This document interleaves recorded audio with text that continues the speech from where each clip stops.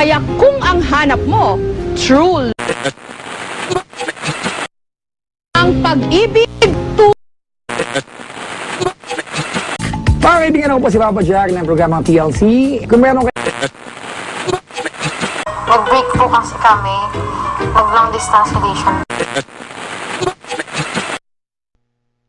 Ang pag-ibig nga naman, mapabata o mapatanda, lahat ay dumarating sa puntong ito ng kanilang buhay, kung saan nakadarama tayo ng kakaibang pakiramdam na hindi maipaliwanag. Walang pinipiling edad, kasarian o estado ng buhay ang pag-ibig at pagmamahal. Di nito alintana ang hirap at pasakit, sapagkat ang kadalasang paniniwala rito ay bulag ito. Love is blind, ika nga. Walang sinisino at walang di paiiyakin. Ngunit, ano nga ba ang tunay na kahulugan nito?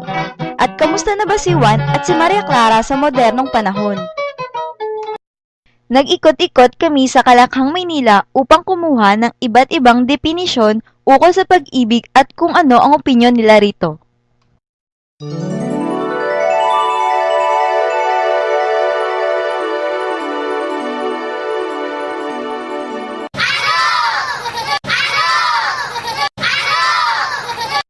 Pag-ibig, love, thanks for sacrifice, responsibility. Pag-ibig kasi parang ano eh. Pag once na naramdaman mo siya, parang hindi mo na mapigilan. Tsaka, ayun. Tsaka hindi mo siya kayang tiisin. Kahit hindi ka niya na mahal, gagawin mo lahat para sa kanya. Kasi parang lahat gagawin mo, magmumukha kang tanga, magiging mandi. Ayun, magiging martyr ka. Tapos, hanggat maaari, susuwayin mo yung magulang mo, magkita lang kayo, may inspirasyon ka.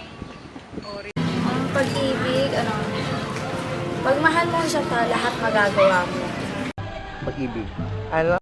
Pag-ibig. Pag-ibig. Ano? Eto, nilapisan ng pag-ibig. Hinuhulugan yun.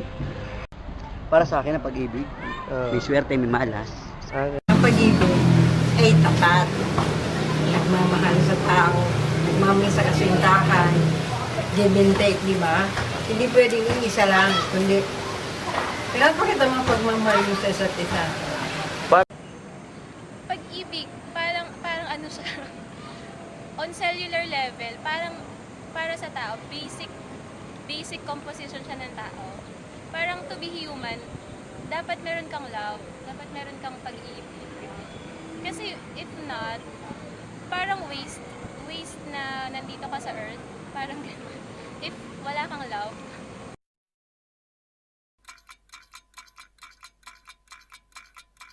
Yung mga idea ng mga tao sa pag-ibig, nakukuha na una, syempre, based on model. So, nakita nila sa family, or naramdaman nila yon based on how people treated them.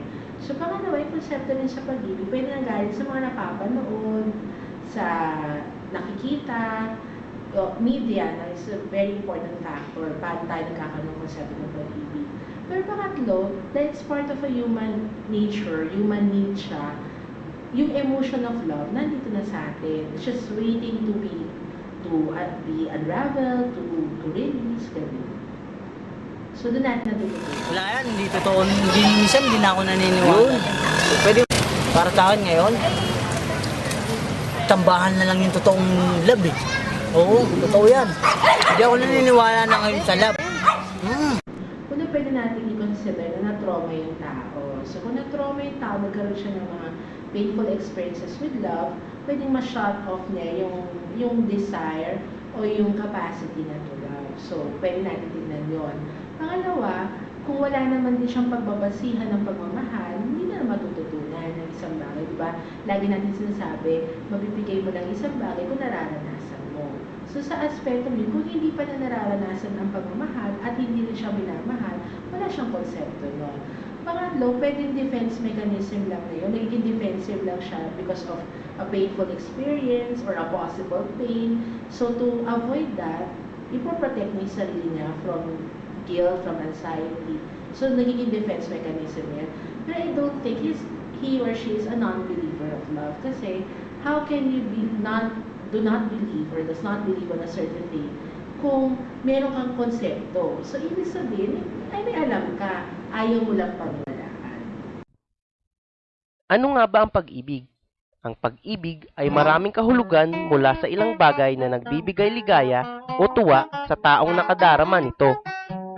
Masasabi nating napakalawak ng salitang ito kung minsan ay nasasaklaw nito ang salitang pagmamahal at ang iba't ibang katangian na kasama nito, tulad ng pag-ibig sa bayan, pag-ibig sa Diyos, at pag-ibig sa kasintahan. Maaari na isang masidhing damdamin ng pagtingin ang kahulugan nito, isang emosyon o nasa estado ng emosyon. Sa pangkaraniwang gamit, madalas na tumutukoy ito sa interpersonal na pagmamahal. Upang dumating sa estadong ito, lalo na sa mga magkasintahan, dumadaan muna ang pagkakaibigan at nagpupunta sa panliligaw. Ang panliligaw ay isang gawain ng taong nangingibig o nanunuyo sa isang taong napupusuan niya. Tinatawag din itong pangingibig. Isang tradisyonal o nakagawiang pangkultura ang panliligaw. Isa itong panahon ng panunuyo bago humantong sa kasunduan ng pag-iisang dibdib o kasal. Sa panahon ng ritual ng ligawan, karaniwang lumalabas o nagde-date ang mga magkasintahan o magiging magkasintahan upang magkakilala sila at sa lumaon makapagdesisyon kung maaari silang magkaroon ng kasunduang magpakasal sa hinaharap. May dalawang pamamaraan sa panliligaw. Ang una ay ang nakaugalian o ang tradisyonal na panliligaw at ang ikalawa ay ang modernong panliligaw. Ang tradisyonal na panliligaw ay isang pamamaraan at isang panahon kung saan ang mga manunuyo o manliligaw ay ipinadadama sa kanyang sinusuyo o nililigawan ang kanyang taos-pusong pag-ibig sa mga paraang makaluma tulad ng harana, pag-akyat ng ligaw, pagsusulatan, pagsisibak ng kahoy, at pag-iigib. Ilan lamang ito sa mga tradisyonal na panliligaw na ginagawa ng mga Pilipino. Ang modernong panliligaw ay isang bagong usbong na uri ng panunuyo kung saan pinahayag ng lalaki o binata ang kanyang pakay sa pamamaraan ng paggamit ng mga makabagong teknolohiya tulad ng cellphone, gamit ang text o tawag, telepono, computer, gamit ang iba't ibang networking site, online o email at kung minsan ang panliligaw sa mga lugar tulad ng bar o kahit saang lugar kung saan umiiral ang love at first sight.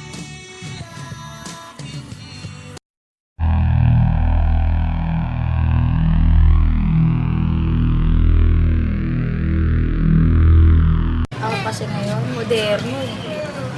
Kita lang kasi isang harap-harapan, minsan masasabi na in love ka na. Pero magkagusto na lang kayo ng walang anong lang. Tradition. Bakit mas conservative? Kasi ngayon, parang ang hirap na natin yung word na love kapag yung modern ng panliligaw. So para sa akin yung hinaharana, corny, hinaharana pa rin. Tsaka yung nagsisibak ng kahoy. Kasi doon mapapatunayan ng love. Hindi yung parang nag-holding hands lang sila. Ikaw? Sa boba? Kasi syempre, ano na ba pala ngayon? 2012 na, di ba? Modern na ako.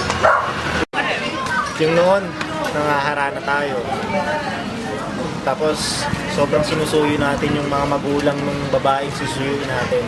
Pero ngayon, ibang klase na, di ba?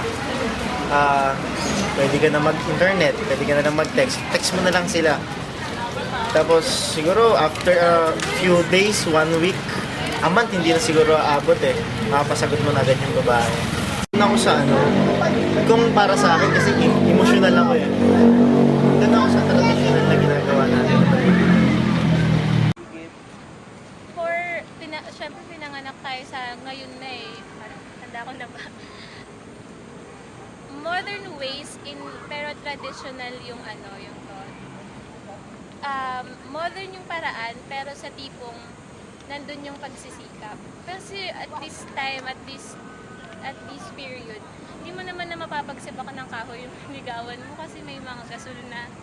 Siguro dapat traditional ways, pero yung essence niya, yung thought na pagsikapan mo muna yung babae bago mo siya or ikaw yung girl, hayaan mong pagsikapan ka muna ng boy bago mo bigay.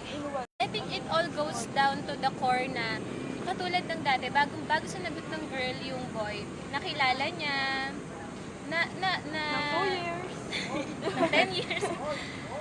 Yung core lesson ng traditional na panliligaw kasi is kilalanin mo, alamin mo kung ano yung ugali niya, alamin mo yung mga kaya niyang gawin for you, yung pagiging totoo niya, parang gano'n. Kahit ano pang ways, oo, mahalaga yun.